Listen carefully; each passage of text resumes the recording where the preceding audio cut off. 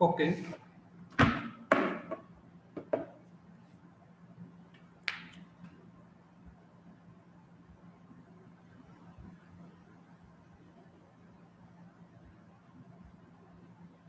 So,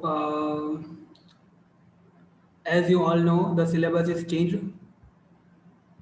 Syllabus maybe 30% कम कर दिया है. So let us discuss something about that.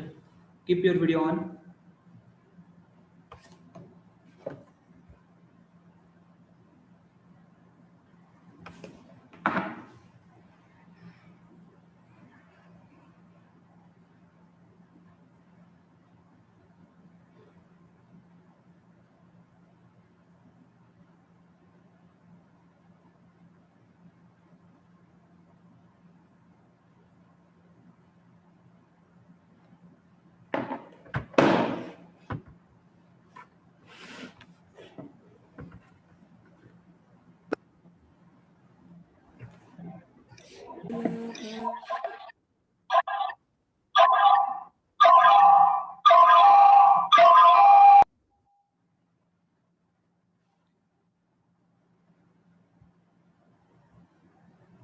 Okay.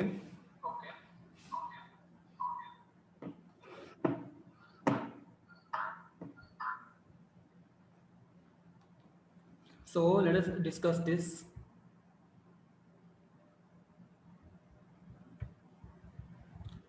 तो I think you can see on your screen. यहाँ पे देखो, सबसे पहले तो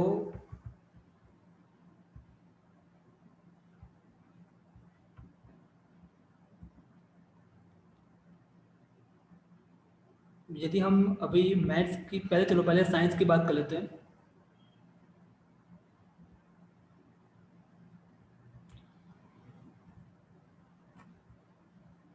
तो देखो, आपको अपनी स्क्रीन के ऊपर दिख रहा होगा ये साइंस में.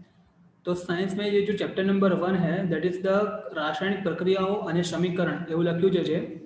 That is nothing but chemical equation. ठीक है, जो आपका चैप्टर नंबर 1 है. ठीक है, उसमें क्या क्या यहाँ पे सिलेबस में रखा है. केमिकल इक्वेशन जो है, उसमें जो केमिकल इक्वेशन है वो रखा है.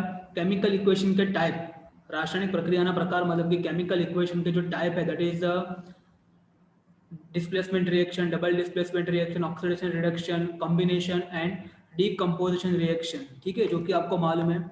तो ये जो रिएक्शन के टाइप है वो आपके सिलेबस में है. विस्थापन प्रक्रियाओं, जो कि हम देखने वाले बहुत ही जल्दी 2-3 दिन में देखने वाले हैं, वो भी आपके सिलेबस में है. और इंटरेस्ट आपको इसी में होगा. मुझे मालूम है क्या निकाल दिया है सर, वो बताओ, है ना. ठीक है, तो निकाल क्या दिया है. द्विविस्थापन प्रक्रिया, मतलब कि डबल डिस्प्लेसमेंट रिएक्शन आपकी बुक में एक है. डबल डिस्प्लेसमेंट रिएक्शन आप देखना साइंस की बुक में, चैप्टर नंबर 1 हम पढ़ेंगे तब. तो डबल डिस्प्लेसमेंट रिएक्शन जो है वो निकाल दिया. ठीक है, डबल डिस्प्लेसमेंट रिएक्शन निकाल दिया है. रोजिंदा जीवन में ऑक्सीडेशन की प्रक्रिया की असर.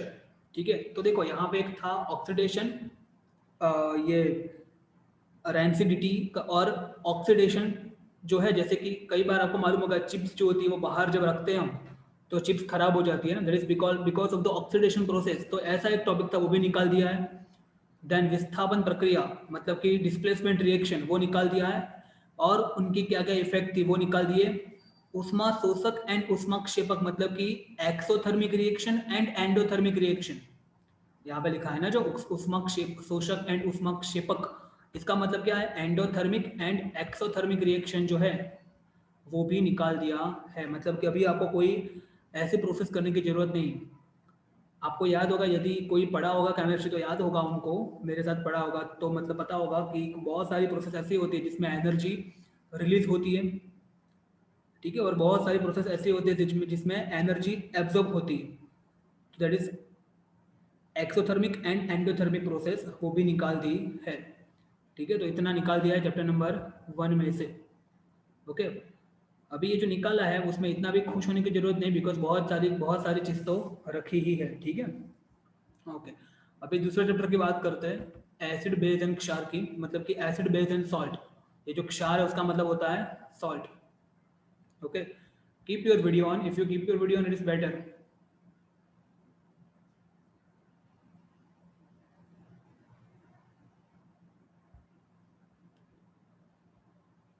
तो यहाँ पे हमको बात की एसिड बेस एंड सॉल्ट की, उसमें क्या है यहाँ पे, तो एसिड एंड बेस ना रासायनिक गुणधर्म मतलब कि जो केमिकल प्रॉपर्टीज होती है, ठीक है, कि भाई एसिड जो है वो क्या करता है, तो हमको मालूम है कि एसिड प्लस सॉल्ट जो है वो क्या देते हैं, acid plus metal will give us salt plus dihydrogen gas, है ना। तो ये सारी की सारी जो चीज़ उसमें पढ़ी थी हमने, आप पढ़ने वाले हैं वो सब यहाँ पे रखा है। फिर तमाम एसिड एंड बेस में सुसमानता है, मतलब कि what is the similarity between acid and base, ठीक है। और अदर देन सिमिलरिटी यहाँ पे होना चाहिए डिसिमिलरिटी क्या है, तो वी नो दैट एसिड के अंदर H प्लस आयन है, बेस के अंदर OH माइनस आयन है, ये सब जो चीज़ है ना, बेसिक बेसिक आइडिया वो रखा है सिलेबस में। एसिड अथवा बेस द्रावण कितना प्रबળ है, मतलब कि पीएच याद है ना, पीएच वैल्यू नहीं याद है मुझे मालूम है, बट जिसने पढ़ा है उनकी बात कर रहा हूँ, पीएच वैल्यू, ठीक है। तो पीएच वैल्यू आपके सिलेबस में है पीएच, ठीक है। क्षार विषय वधु जानकारी, मतलब सॉल्ट जो है एसिडिक सॉल्ट होता है, बेसिक सॉल्ट होता है, वो आपके सिलेबस में है। क्या नहीं है, तो कि जो एक्टिविटी है 2.11 से 2.16 तक तमाम ऑल द एक्टिविटी जो है ना, एक्टिविटी वो सिलेबस से निकाल दिए। ऐसे ही HCl वायुनी बनावट दैट इज एसिड बेस ना रासायनिक गुणधर्मों की समझ, ठीक है, वो यहाँ से निकाल दिया है। अभी देखो ये फिर से कंट्रोवर्सी क्रिएट कर रही है, लोग गधे एक नंबर के, sorry for my language but definitely.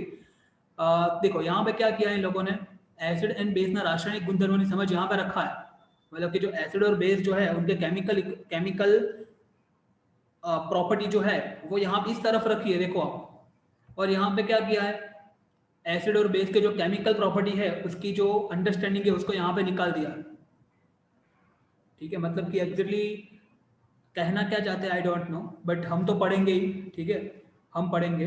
कितना कितना कैंसिल किया वो मुझे एकदम श्योर हो गया, वही चीज़ हम नहीं पढ़ेंगे बराबर, बाकी तो हम पढ़ेंगे डेफिनेटली। ओके आगे बढ़ते हैं, नंबर 3 की बात करते हैं, धातु અને अधातु that is metal and non metal, उसमें फिजिकल प्रॉपर्टी है मेटल की नॉन मेटल की, how they are going to process, કેવી રીતે પ્રક્રિયા કરે છે, मतलब कि how they are going to process, okay. And from where धातुनी प्राप्ति, मतलब from where we are going to get the metals, कहाँ से हमको कोई भी धातु मतलब कि मेटल मिलते हैं, तो ये सब यहाँ पे रखा है। मतलब कि बहुत ही सिंपल कर दिया है, बहुत ही सिंपल। चैप्टर नंबर 3 जो है ना, लिख दो आप, बहुत सिंपल कर दिया है चैप्टर नंबर 3, ठीक है। क्योंकि इतनी सारी चीज निकाल दिए, देखो क्या क्या निकाल दिया है, तो धातुओं और रासायनिक गुणधर्म मतलब के केमिकल प्रॉपर्टीज ऑफ मेटल, जो कि बहुत सारी कॉम्प्लिकेटेड, थोड़ी कॉम्प्लिकेटेड थी, वो निकाल दिया यहाँ पर, ठीक है, वो अभी करनी नहीं है। आयोनिक संयोजन, आयोनिक मतलब क्या होता है, आयोनिक ही होता है, इंग्लिश में भी आयोनिक ही बोलते हैं। तो आयोनिक कंपाउंड जो थे उनकी प्रॉपर्टी क्या थी वो निकाल दी। आयोनिक कंपाउंड मतलब क्या, NaCl जो होते हैं, ठीक है। मालूम होगा, बहुत सारे स्टूडेंट्स को मालूम होगा what is the property of ionic compound, ठीक है, वो निकाल दिया है, ठीक है। आई थिंक देव को मालूम होगा, इज देव प्रेजेंट और नॉट? हाँ हाँ, तो यू नो देव मालूम है ना the properties of ionic compound, याद है कि नहीं याद? हाँ બહુ બહુ હાર્ડ છે યાદ રાખવાની. हाँ, પેલી 4 प्रॉपर्टी होती है, सॉल्युबिलिटी, हाँ हाँ हाँ high melting point, high boiling point, बराबर, तो वो निकाल दी है, ठीक है, वो निकाल दिए, कॉन्ग्रेचुलेशन, वो निकाल दिए। फिर अयस्कोनी समृद्धि, मतलब ये मालूम है क्या है अयस्कोनी समृद्धि, ठीक है। अयस्कोनी समृद्धि मतलब क्या, ये आ, क्या बोलते हैं उसको, 100% प्योरिफिकेशन को क्या बोलते हैं, मेटल को 100% refining. Refining, yes refining, thank you, refining, ठीक है। तो ये रिफाइनिंग भी निकाल दिया है, ठीक है, रिफाइनिंग भी निकाल दिया है, ओके। उसके बाद क्षारण અને તેને અટકાવવાના ઉપાય, मतलब कि corrosion and how to prevent the corrosion, corrosion जो होता है ना वो कैसे अटका सकते हैं, ठीक है, उसको अटकाने के कौन से उपाय है, नहीं आता था यार, तो कोरोजन हटाने के लिए पेंट लगाओ, फिर ये सब करो, वो भी निकाल दिया है, बोलो मतलब बचा ही कुछ नहीं, मैं बोल तो रहा हूँ, ठीक है, बहुत सिंपल कर दिया है। देन धातु અને અધાતુ કેવી રીતે પ્રક્રિયા કરે છે, how the metal and non metal react with each other, ठीक है, वो भी निकाल दिया है। मतलब वी नो दैट धातु एंड अधातु कैसे प्रोसेस करते, वो निकाल दिया है। एंड देन धातु शुद्धिकरण मतलब भी वही, refining of metal and purification of metal, ठीक है, आपको मालूम होगा, देव मालूम है ना, वो कैल्सिनेशन, फिर रोस्टिंग, फिर रिडक्शन, है ना, तो ऐसे ही होती है ना मेटल जो भी प्योर होती है वो जमीन में तो हमको इम्प्योर फॉर्म में मिलती है, ठीक है। तो वो सारी की सारी चीज़ भी निकाल दी है, ठीक है। इसलिए मैंने यहाँ पे स्टार्टिंग से ही बोला कि कुछ भी मतलब ज़्यादा रखा नहीं, ये जो चैप्टर नंबर 3 है उसमें, बराबर बहुत ही निकाल दिया है। I don't know why they are saying this 30%, because मुझे तो लग रहा है कि बहुत कुछ ज़्यादा निकाल दिया है। ओके, इट इज़ नॉट 30%, बहुत ज़्यादा है ये तो। चलो आगे बढ़ते। अभी चैप्टर नंबर 4 जो है उसमें क्या रखा है, कार्बन में बंधन सहसंयोजक बंध। सहसंयोजक बंध मतलब होता है कोऑर्डिनेटिंग बॉन्ड, ठीक है। दो तरह के बॉन्ड होते हैं ना, covalent bond and ionic bond. आपको शायद आइडिया नहीं होगा ये, वैसे तो होना चाहिए आइडिया, बट आइडिया नहीं होगा तो बता दूं मैं। कोऑर्डिनेटिंग बॉन्ड कोवैलेंट बॉन्ड होता है, ठीक है, कार्बन में। तो वो जो कोवैलेंट बॉन्ड है वो हमारे सिलेबस में है, मतलब वो समझना है। फिर कार्बन नो सर्वतोमुखी स्वभाव, मतलब कार्बन जो है वो हर एक चीज के साथ, हर एक चीज में कार्बन होता है ना, आपको मालूम है, देखो हर एक चीज में कार्बन है। तो कार्बन इतनी ज्यादा जगह पे है तो वो ऐसा क्यों है वो पढ़ना है हमको। एंड साबु અને प्रक्षालको, ठीक है, मतलब कि सोप एंड डिटर्जेंट। प्रक्षालको मतलब क्या होता है, डिटर्जेंट। क्या होता है, डिटर्जेंट। तो ये लास्ट टॉपिक है आपका चैप्टर नंबर 4 का, that is soap and detergent. वो आपके सिलेबस में रखा है, ठीक है। और क्या क्या निकाल दिया है, कार्बन संयोजन रासायनिक गुणधर्म, मतलब कि केमिकल प्रॉपर्टीज ऑफ कार्बनिक कंपाउंड। वो बहुत सारी chemical property, addition reaction, substitution reaction, combustion reaction, ये जो रिएक्शंस थे वो निकाल दिए हैं। Combustion, sorry, combustion. हाँ वो निकाल दिया है, वो सब निकाल दिए। फिर कार्बन संयोजन रासायनिक गुणधर्म, जो केमिकल प्रॉपर्टीज थी ना कार्बनिक कंपाउंड की, वो भी निकाल दिए, मतलब दोनों एक ही है यहाँ पे तो। और समान धर्मी श्रेणी, समान धर्मी श्रेणी मतलब क्या होता है, जो होमोजीनियस सीरीज होती है ना, आल्केन, आल्किन, आल्काइन, आल्काइल, ठीक है। फिर जो फंक्शनल ग्रुप होता है कार्बोक्सिलिक एसिड, वो सारी की सारी चीज निकाल दी है, मतलब कि ये निकाल दिया मतलब चैप्टर ही निकाल दिया, ऐसा समझ सकते हैं, ठीक है, बिकॉज वही सबसे मेन था। But don't worry, we are going to discuss it, ठीक है। बिकॉज ये लोग देखो यहाँ पे मैं ऐसा नहीं बोल रहा, बट ये लोग आपको मालूम का कंट्रोवर्सी क्रिएट कर रहे हैं थोड़ा बहुत। आगे देखो, आगे यहाँ पे क्लियरली कंट्रोवर्सी क्रिएट की हुई है।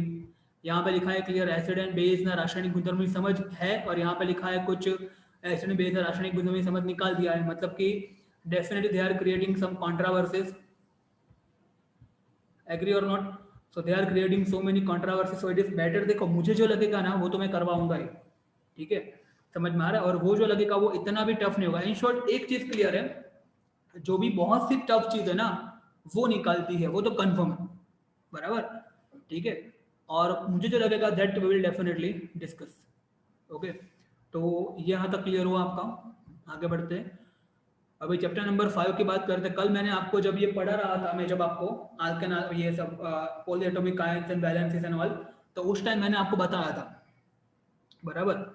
तो उस टाइम मैंने आपको क्या बताया था, उस टाइम मैंने आपको बताया था कि ये जो चैप्टर, ये जो अभी आप करोगे ना बैलेंसेस एंड ऑल, ये आपका चैप्टर नंबर 5 में काम आने वाला है। तो चैप्टर नंबर 5 क्या है, तत्वों आवर्ती वर्गीकरण, मतलब कि periodic classification of element, okay. तो उसमें क्या निकाला है, आधुनिक आवर्त कोष्टक में वलन एंड मेंडलीफ ना वर्गीकरणनी मर्यादा, मतलब कि how the Mendeleev did all this classification, मतलब इसमें बहुत कम चीज निकाली है, ओके। इसमें बहुत सी चीज रखी है, चैप्टर नंबर 5 में बहुत सी चीज रखी है। उसके रखने का पीछे का रीजन एक ही है कि बिकॉज ये जो चैप्टर है ना आपको, ये चैप्टर आगे 11-12 में बहुत काम आता है, ठीक है। तो आई थिंक गवर्नमेंट ने यही सोच के ये सारी चीज यहाँ पे रखी हुई है, बिकॉज उनको मालूम है कि फ्यूचर में ये चैप्टर बहुत काम में आने वाला है। बट ये चैप्टर हम अभी देखने वाले नहीं है, ये चैप्टर हम दिवाली के बाद ही देखने वाले हैं, चैप्टर नंबर 5 जो है वो, ठीक है, दिवाली के बाद देखेंगे वो चैप्टर, ओके। उसके बाद बात करते हैं बायोलॉजी में आते हैं। तो बायोलॉजी में आपको मालूम है आपका चैप्टर, जो पहला चैप्टर आपने पढ़ा बायोलॉजी का, चैप्टर नंबर 6 जैविक प्रक्रियाओं, ठीक है, दैट इज क्या नाम है उसका, इंग्लिश में नाम क्या है उसका, biological life process, process. Life process, yes. और biological process also we can say, और लाइफ प्रोसेस। तो लाइफ प्रोसेस में देखो क्या क्या रहने दिया है, न्यूट्रिशन। सबसे पहले तो व्हाट इज लाइफ प्रोसेस, उसका मतलब पता होना चाहिए, लाइफ प्रोसेस क्या है। उसमें न्यूट्रिशन, देन रेस्पिरेशन, श्वसन मतलब कि रेस्पिरेशन, फिर वहन, वहन मतलब कि सर्कुलेशन, क्या वहन का मतलब क्या होता है, सर्कुलेशन, जो सर्कुलेशन सिस्टम है ना वो, और उत्सर्जन मतलब क्या, जो बॉडी के बाहर जो निकलता है ना, एक्सकर्शन, तो वो यहाँ पे होता है उत्सर्जन। तो इतना यहाँ पे टॉपिक रहने दिया है। समझ में आ रहा है कि नहीं आ रहा? समझ में ना आ रहा तो मेरे को बताना, ठीक है। ये वीडियो मैं इसीलिए रिकॉर्ड भी कर रहा हूँ, रख भी दूंगा, सो दैट जब भी आपको कुछ डाउट हो you can see it also, ठीक है। और ये जस्ट ओवरव्यू, मुझे मालूम है कि ऐसे पूरा समझ में नहीं आएगा इतना ज़्यादा, बट फिर भी जस्ट एक बार बता रहा हूँ तो आपको आइडिया आ जाएगा क्या क्या कट किया है, क्या क्या नहीं किया है, और कुछ नहीं, ठीक है। तो इतनी चीज़ यहाँ पे रखी है। न्यूट्रिशन, न्यूट्रिशन में हमको मालूम है अलग अलग type of nutrition, holozoic, that sorry saprophytic, parasitic and holozoic type of nutrition, ठीक है। तो वो रखा है। फिर रेस्पिरेशन में पूरा हमने स्टडी किया था रेस्पिरेशन का, starting from nostril and lungs and then trachea and all this things. Then वहन, सर्कुलेटरी सिस्टम जो है उसमें क्या आ गया, सर्कुलेटरी में क्या आ गया, हार्ट आ गया, वो यहाँ पे रखा है। और सर्जन में एक्सेटरी सिस्टम, मालूम है ना वो नेफ्रॉन वाला हमने स्टडी किया था, वो यहाँ पे रखा है। और निकाल क्या दिया है, वनस्पतियोमा वहन, याद है वो xylem and phloem, xylem and phloem में स्टडी किया था, वो निकाल दिया है, ठीक है। वनस्पतियों में वहन, फिर वनस्पतियों में उत्सर्जन, how the exertion happens in the plant trees, वो निकाल दिया है। मानव में वहन, मानव में वहन, एक्चुअली यहाँ पे एक तरह से बोल रहे हैं कि वहन सिलेबस में है, और यहाँ पे बोल रहे हैं कि मानव में वहन निकाल दिया है। ये जो कंट्रोवर्सी क्रिएट कर रहे हैं ना, ये बहुत भयानक चीज है। I don't know why they are creating the controversies, but हम पढ़ेंगे। और फेफसा में ऑक्सीजन है, रुधिर में प्रवेश, मतलब कि ये भी देखो, ये भी यहाँ पे श्वसन ही हुआ ना एक प्रकार का, तो ये भी ये पढ़ेंगे। और इसमें भी कंट्रोवर्सी क्रिएट हो रही है, बहुत ज़्यादा कंट्रोवर्सी क्रिएट हो रही है। अपनी सेफ साइड पहले दिख रहे हैं लोग, और कुछ नहीं। आगे अभी नियंत्रण एंड संकलन। तो देखो नियंत्रण एंड संकलन जो है उसका इंग्लिश जो है वो है कंट्रोल एंड कोऑर्डिनेशन। क्या? कंट्रोल एंड कोऑर्डिनेशन, ठीक है। तो कंट्रोल एंड कोऑर्डिनेशन जो है उसमें क्या क्या निकाल दिया है पहले वो बता रहा हूँ मैं। तो कंट्रोल एंड कोऑर्डिनेशन में वृद्धि ने कारण हलन चलन, मतलब कि how the movement takes place. Then परावर्तन मतलब कि रिफ्लेक्सिव एक्शन करके एक टॉपिक है, वहां पे देखना बुक में, वो निकाल दिया है। चेतापेशी केवी रीते क्रिया करे छे, मतलब how the nervous system works. चेतापेशी मतलब nervous system, how the nervous system behaves और how the nervous system works, वो निकाल दिया है, ठीक है। और रखा क्या है, प्राणियों चेता तंत्र, मतलब कि एनिमल का नर्वस सिस्टम जो पूरा है वो हमको पढ़ना है। नर्वस सिस्टम मतलब क्या आ गया, माइंड आ गया, ठीक है। पूरा माइंड का स्टडी करना है, माइंड में कैसे होते हैं फ्रंटल लॉब एंड ये सारे के सारे अलग अलग लॉब्स होते हैं वहां पे, वो स्टडी करना है। फिर वनस्पतियों में संकलन, ठीक है, how the in what happens in the tree during this coordination। तो coordination मतलब क्या होता है, अपने आप को ढालना, ठीक है। आपने सुना होगा वो एक, आपने सुना होगा टच मी नॉट प्लांट, छुई मुई का प्लांट, उसको जब टच करते हैं ना तो ऐसे सिकुड़ जाता है, तो वो कैसा होता है, ठीक है, वो सब पढ़ना है, वो सिलेबस में है। और प्राणियों में अंतःस्त्राव, अंतःस्त्राव मतलब क्या, हार्मोन्स, क्या हार्मोन्स, हमको मालूम है हमारी बॉडी में बहुत सारे हार्मोन्स होते हैं, ठीक है। जैसे कि मेल प्रॉपर्टी जो होती है, जैसे कि जो कोई लड़का है तो हमको मालूम है ये जो अभी आपकी एज हो एडोलेसेंस की एज है, तो थोड़े थोड़े फिजिकल चेंजेस आते हैं, मुस्टेज का आना आता है, फिर आवाज में चेंज होता है, तो this all happens because of the hormones. ऐसे ही फीमेल में बहुत सारे चेंज आते हैं, तो all this happens because of the female hormones. तो ये पूरा पढ़ना है, ये एग्जाम्पल मैंने आपको दिया। और भी बहुत सारे हार्मोन्स होते हैं, ठीक है, जैसे कि यहाँ पे हो गया टेस्ट, ये एक थायरोक्सिन हार्मोन्स हो गया, फिर अलग अलग ग्लैंड में से हार्मोन्स निकलते हैं ना, पिट्यूटरी ग्लैंड यहाँ पे आते हैं हमको मालूम है, फिर यहाँ पे थायरोक्सिन ग्लैंड आती है, ठीक है, यहाँ पे थ्रोट में। तो अलग अलग ग्लैंड में से कौन से हार्मोन्स निकलते हैं वो हमको स्टडी करना है, वो हमारे सिलेबस में है, ओके। उसके बाद आता है सजीवों केवी रीते प्रजनन करे छे, मतलब how the reproduction takes place, ठीक है, one of your favourite chapter I can say. तो ये जो चैप्टर है यहाँ पे सजीवों केवी रीते प्रजनन करे छे, how the reproduction takes place, तो उसमें एकल सजीवों द्वारा उपयोग में लेवामां आवती प्रजनननी पद्धति, मतलब यूनिसेल्युलर ऑर्गेनिज्म जो होता है, unicellular, how they reproduce themself. तो हमको मालूम है, याद है ना, वो न्यूक्लियर फिजन होता है, जैसे कि अमीबा है तो वो दो टुकड़े में बढ़ जाती है, ठीक है, तो वही वाला यहाँ पे एक्सप्लेन करना है। और देन लिंगी प्रजनन मतलब क्या, सेक्सुअल रिप्रोडक्शन, जिसमें हम ह्यूमन के बारे में पढ़ेंगे, सेक्सुअल रिप्रोडक्शन, ठीक है, ओके। उसके बाद क्या निकाल दिया है, सो सजीवो पूर्ण रूपे पोतानी प्रकृतिનું સર્જન કરી શકે છે, मतलब क्या can the organisms reproduce by themself, okay, तो ये निकाल दिया है। फिर भिन्नता नो महत्व, मतलब कि इंपॉर्टेंस ऑफ डाइवर्सिटी, ठीक है, जो अलग अलग भिन्न भिन्न मतलब अलग अलग लोग होते हैं ना, डाइवर्सिटी होती है ना ऑर्गेनिजम्स के अंदर, वो जरूरी है क्या, तो वो था एक इंपॉर्टेंट टॉपिक था, वो भी निकाल दिया है। एकल सजीवों द्वारा उपयोग में लेવામાં આવતી प्रजनन पद्धतियों, अभी देखो यहाँ पे अगेन कॉन्ट्रोवर्सी क्रिएट किए, यहाँ पे लिखा है कि एकल सजीवों द्वारा मतलब कि जो यूनिसेलुलर ऑर्गेनिज्म है उनमें रिप्रोडक्शन कैसे होगा, वो यहाँ पे बोला है कि होगा और यहाँ पे बोला है कि ये निकाल दिया है। तो अभी हम करें तो करें क्या, तो हम तो करेंगे ही, ठीक है, उसमें मुझे पता चल गया है निकाला है उन लोगों ने, बट इसमें ये चैप्टर में मोस्टली हमको करना है, बहुत सारा टॉपिक हमको ये चैप्टर में करना है, ठीक है, और डोंट वरी आपका फेवरेट टॉपिक कट नहीं हुआ है, ठीक है, तो definitely that we can study. Okay, चलो आगे बढ़ते हैं। अभी हम बात करने वाले हैं आनुवंशिकता एंड उद विकास, मतलब क्या, इसका इंग्लिश होता है हेरिडिटी एंड इवोल्यूशन। क्या होता है, हेरिडिटी एंड इवोल्यूशन, ठीक है। तो हेरिडिटी एंड इवोल्यूशन में क्या क्या निकाल दिया है, प्रजनन दरमियान भिन्नतानुसंचय, उद्विकास एक दृष्टांत एक उदाहरण, उद्विकास ने प्रगति समान न गणवू, जाति निर्माण। ओके, अभी देखो यहाँ जाति निर्माण मतलब कि सेक्स डिटर्मिनेशन, मतलब कि आपको मालूम है जब कोई भी लड़की प्रेग्नेंट होती है तो उसमें वो बेबी गर्ल है या बेबी बॉय, उसका पता कैसे चलता है, या वो एग्जैक्टली क्या है, वो आइडेंटिफिकेशन कैसे मिलता है, ठीक है, उसके बारे में स्टडी करना आपके सिलेबस में है। तो वो होता है जाति निर्माण मतलब कि सेक्स डिटर्मिनेशन। तो ये स्टडी देखो यहाँ पे बोला है कि वो सिलेबस में से रखा है और यहाँ पे बोला है कि वो सिलेबस से निकाल दिया है, बट हम वो चीज़ स्टडी करेंगे, ठीक है।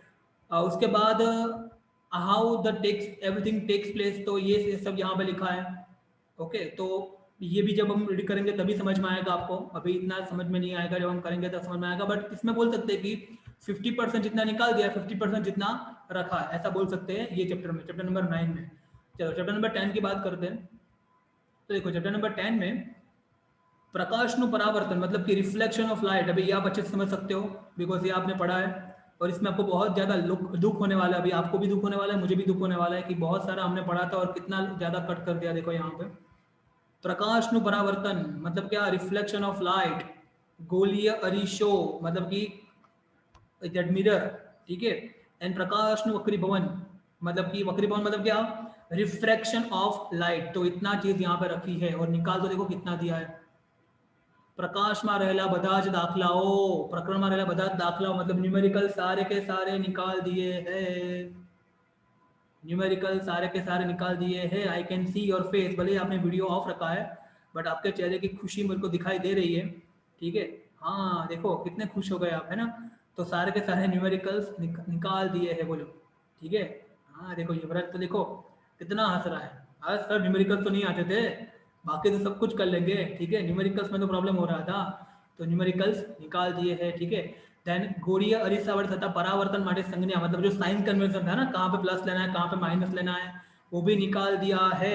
देन गोलीय अरिसावट तथा प्रतिबिंब मतलब how the image is formed, मतलब कितना हमने मेहनत किया था, याद है ना आपको, कितना मेहनत किया था, मैंने तो बहुत किया था, आपको पता नहीं, तो वो निकाल दिया है।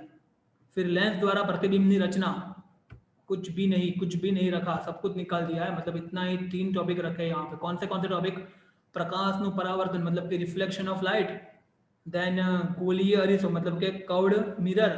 अभी यार ये यहाँ पे पूछेंगे क्या, मेरे को समझ में नहीं आ रहा, व्हाटएवर, गोलीय अरिसा यहाँ पे रखा है और प्रकाश नु वक्रीभवन मतलब कि रिफ्लेक्शन ऑफ लाइट रखा है, और इतने ज्यादा टॉपिक यहाँ पे निकाल दिए हैं। ओके, ये तो जस्ट मैं ओवरव्यू दे रहा हूँ, बाकी जब चैप्टर हम पढ़ेंगे ना उसमें आपको अगेन बताऊंगा कि देखो इसमें से इतने टॉपिक गवर्नमेंट ने बोला है कि इतने टॉपिक निकाल दिए, इतने टॉपिक वापस से करने हैं, वो मैं आपको फिर से बताऊंगा, ठीक है, जब हम चैप्टर स्टार्ट करेंगे तब, so that you can understand it better. This is just the overview so that आपको समझ में आए क्या है। ओके, मानव आंख અને रंग-बेरंगी दुनिया कलरफुल वर्ल्ड जो है उसमें से क्या लिखा है, प्रिज्म, प्रिज्म के कारण जो रिफ्लेक्शन होता है ना, रिफ्रैक्शन होता है ना, वो रखा है। कांचना प्रिज्म वडे श्वेत प्रकाशનું विभाजन मतलब कि डिस्पर्शन ऑफ लाइट, सॉरी हाँ dispersion of light, the splitting of white रे इनटू इट्स कंस्टिट्यूटेड कलर वो रखा है। वातावरणની वक्रीभवन एटमॉस्फेरिक रिफ्रैक्शन रखा है। प्रकाशનું प्रकीर्णन मतलब कि स्कैटरिंग ऑफ लाइट, प्रकीर्णन मतलब क्या, स्कैटरिंग ऑफ लाइट, वो रखा है। क्या निकाल दिया है, ह्यूमन आई निकाल दिया है। ह्यूमन आई नहीं मालूम था, वो कॉक्लिया ये फिर sorry cornea then eye lens, then retina and वो सब निकाल दिया है। दृष्टि खामी मतलब कि वो सबसे इंपॉर्टेंट चीज था वो निकाल दिया है। क्या दृष्टि खामी मतलब कि मायोपिया, हाइपरमेट्रोपिया, प्रेस बायोपिया निकाल दिया है। सूर्योदय यानी सूर्यास्त समय सूर्य रंग जो होता है ना रेड कलर का during the sunrise and sunset वो निकाल दिया है। वातावरणीय वक्रीभवनांक एटमॉस्फेरिक रिफ्रैक्शन निकाल दिया है। ताराओनु टमटमु मतलब कि द ट्विंकलिंग ऑफ स्टार निकाल दिया है। प्रकाश नु प्रकीर्णन मतलब कि प्रकीर्णन मतलब कि वही है स्कैटरिंग ऑफ लाइट। देखो यहाँ पे भी कंट्रोवर्सी की है ये लोग, ऐसा क्यों कर देना, ये बहुत बुरी चीज है। देखो यहाँ पे भी लिखा है कि यहाँ लिखा है कि प्रकाश नु प्रकीर्णन है और यहाँ लिखा है कि प्रकाश नु प्रकीर्णन नहीं है। अभी करे तो करे क्या बताओ, कोई इसके पास कोई किसी के पास कोई ऑप्शन है क्या? है સર कोई? એટમોસ્ફેરિક રિફ્રેક્શનમાં બી એવું થયું છે. હા એમાં પણ એવું થયું છે એક્ઝેક્ટલી એટમોસ્ફિયરિક રિફ્લેક્શનમાં પણ એવું થયું છે વાતાવરણીય વક્રીભવન અને વાતાવરણીય વક્રીભવન।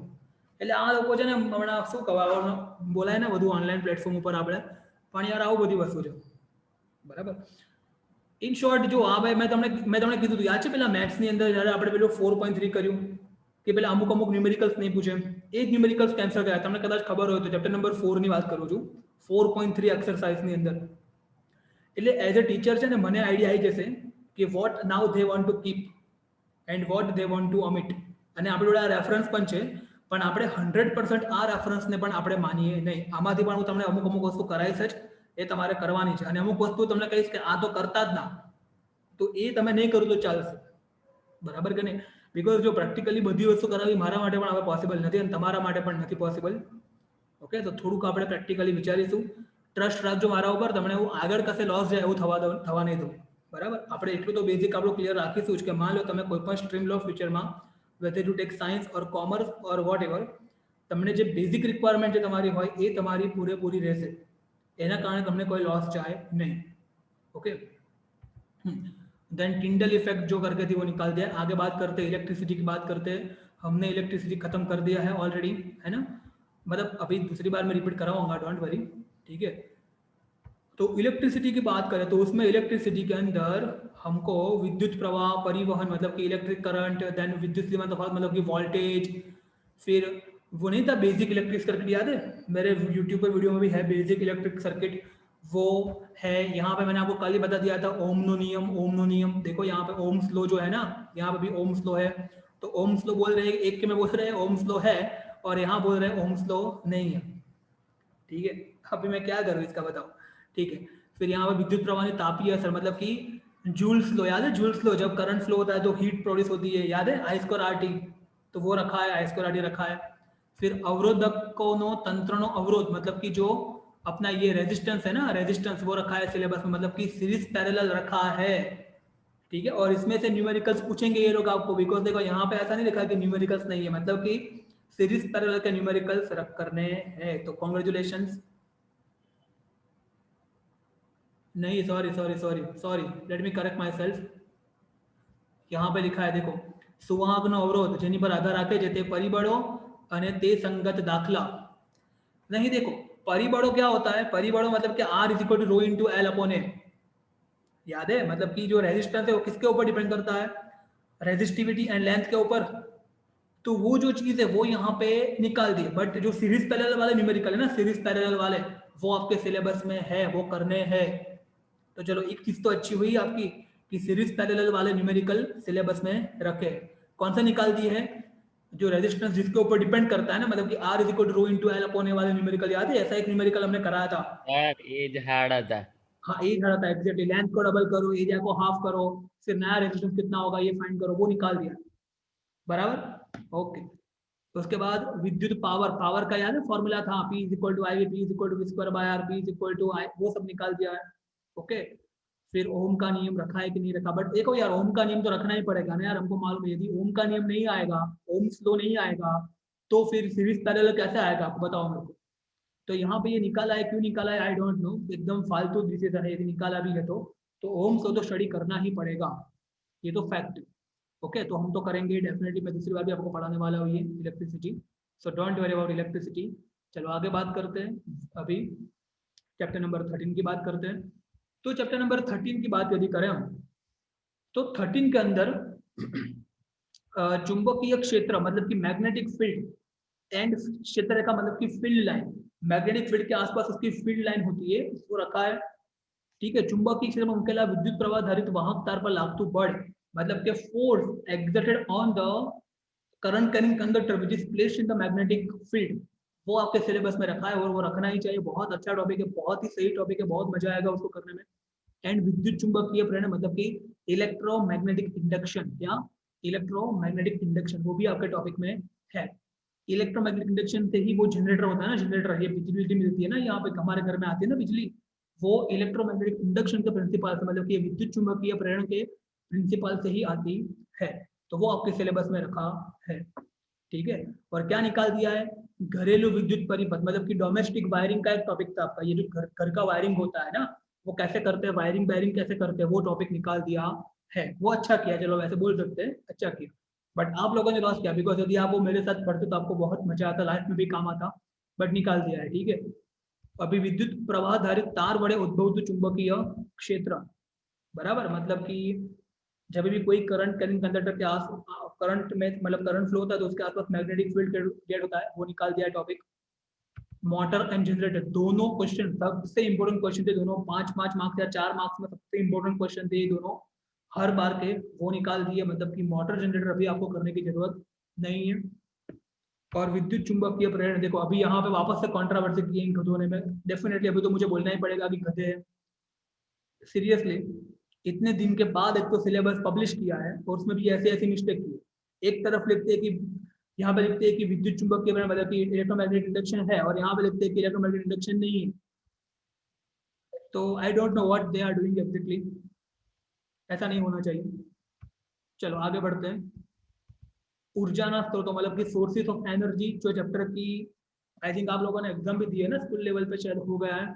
तो यहाँ पे यदि बात करें हम एनर्जी सोर्सेज के बारे में, तो इसमें ये जो चीज़ है वो निकाल दी। ठीक है, आई थिंक हमारा नहीं, हमारा तो एनवायरमेंट हो गया है ना, तो यहाँ पे ये चीज़ निकाल दी। देखो, समुद्रमाथी ऊर्जा मतलब ओशन में से कैसे ऊर्जा मिलती है वो निकाल दिया है। फिर भूतापीय मतलब कि जियोथर्मल एनर्जी निकाल दिया, न्यूक्लियर ऊर्जा निकाल दिया है, जैव भार मतलब कि बायोगैस प्लांट, फिर जो ये सब मतलब जो है वो निकाल दिया है। That we will when we see this chapter we will discuss कि क्या निकाल दिया, वो हम करेंगे नहीं, और बहुत सारे टॉपिक यहाँ पे रखे हैं। इसमें भी ऑलमोस्ट हो सकता है कि 60% रखा है और 40% निकाल दिया है। फिर आपनु पर्यावरण अवर एनवायरमेंट, उसमें क्या क्या रखा है, निवर्सन तंत्र तेना घटक अने संघटको कया छे, मतलब कि अवर एनवायरमेंट में ये जो नहीं था, वो क्या बोलते हैं उसको, एक second, ecosystem, thanks a lot, ecosystem, who said that ecosystem, thank you. तो इकोसिस्टम जो है वो रखा है। ठीक है, और इकोसिस्टम हमको मालूम है biological and a biological compound उसमें होते हैं, तो ये सारी चीजें यहाँ पे रखी है। ठीक है, एंड अपनी प्रवृत्ति, we know that our if our all the activity can affect the environment, मतलब कि हमारी प्रवृत्ति, हमारी जो एक्टिविटी है वो आसपास के एटमोस्फेयर को अफेक्ट करती है, हमको मालूम है, वो याद है ना, ओजोन लेयर डेप्लेशन हमने पढ़ा था। वो सब चीज यहाँ पे रखी है।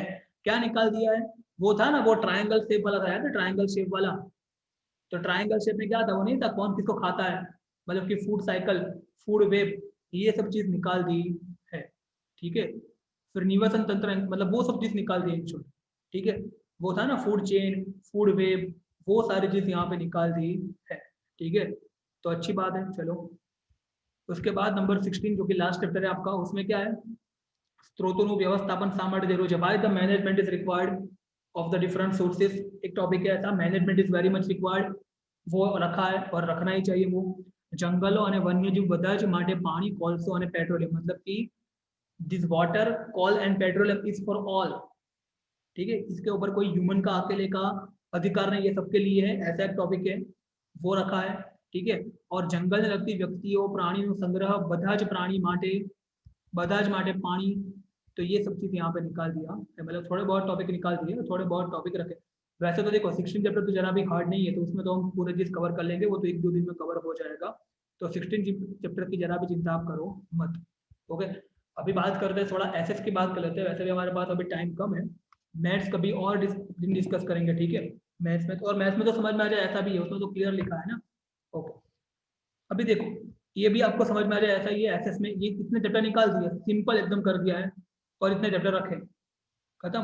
और उसमें हमारी सबसे बड़ी ट्रेजेडी क्या हो गई कि हमने ये 2 चैप्टर खत्म कर लिए थे, 16 and 15, उसका टेस्ट भी लिया था हमने, बट अभी अच्छी बोलोगी बुरी बोलोगी वही बोलोगे, ये 2 चैप्टर अभी आपके सिलेबस में नहीं है, ठीक है।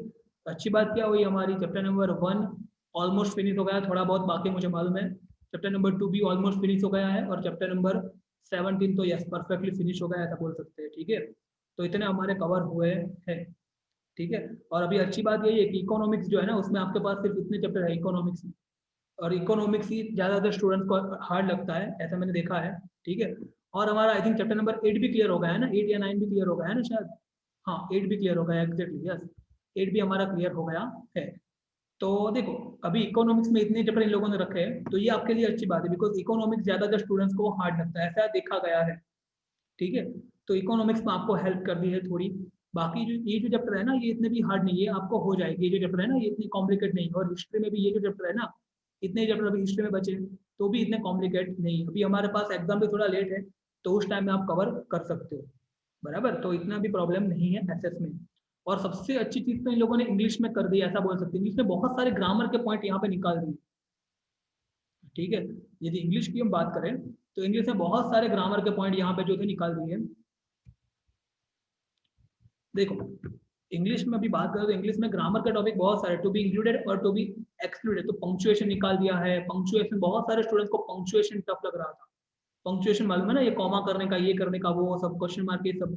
फिर ट्रांसफॉर्मेशन ऑफ सेंटेंसेस निकाल दिया है, अफर्मेटिव नेगेटिव सेंटेंस ये सब निकाल दिया है, no sooner hardly, degree of comparison, way of expressing contrast, way of expressing condition, मतलब adverb clause of contrast, adverb clause of condition, पर सिंपल कॉम्प्लेक्स कंपाउंड में ट्रांसफॉर्मेशन कैसे करना है, वो सारी चीज निकाल दिए, और एकदम सिंपल सिंपल चीज रखी है, remove to, question tag, active passive, active passive आप एक से पढ़ते आते हो, फिर interchange into interrogative and assertive sentence, मतलब कि ग्रामर भी बहुत सिंपल कर दिया है इन लोगों ने 10th का, जो कि हम ऑनलाइन में इजीली देख सकते हैं, कोई प्रॉब्लम होगा नहीं, ठीक है। और मैथ का डिस्कस हम बाद में करेंगे नेक्स्ट टाइम में भी, अभी हम थोड़ा ब्रेक लेंगे, और after 10-15 minute we will start our official session of chemistry.